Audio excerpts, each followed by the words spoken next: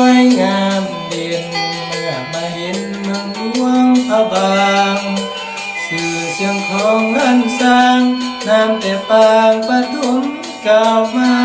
เที่ยวชมบุรีสถานเขาแก่ผู้หานงดงามนำค่าวัดวาพุทธศาสนา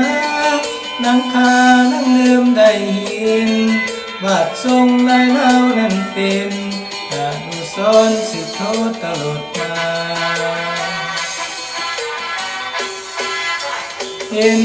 องค์เจดีย์พระธาตุกุศิตั้งสูงสง่ายิ่งคนเมืองนั้นมาแคมทาราน้ำคันนองไหลฟังเสียงเบาสำเนียงเมื่อเท่าแก่ติเจือเหมือนมีจิตไกลสาวเมืองหลวงเอ่ยคำหวานให้ผ่านพบใจไฟปองได้สมคำย่อยองเมืองมรดกโลกกันสง่างามงามแท้แม่น้ำคองเดี๋ยวมองน้ำของกดเดียว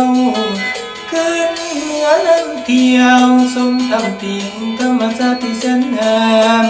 หัวก้องพระแก้มน้ำแสนงามฝั่งเมนาที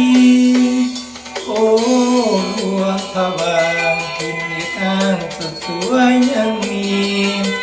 น้ำตกตาดวงสีสื่นสิวีเมื่อยามเดียวมองสุดงามธรรมศาสตร์ตาดินน้ำตกลังอินสูงสันดังกองเดียวมองงามกระจายสีขาวได้สมสุขเขาก็สุขใจถึงยามต้องขอลาไป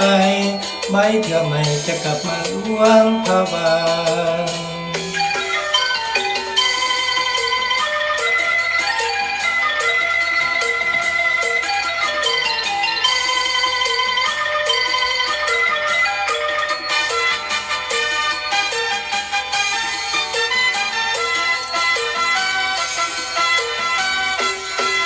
งามแท้แม่น้ำคอ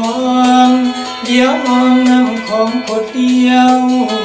ขึ้นเหนือน้ำเที่ยวสมทำติ่งธรรมชาติที่แสนงามหัวก้องพระแก้มน้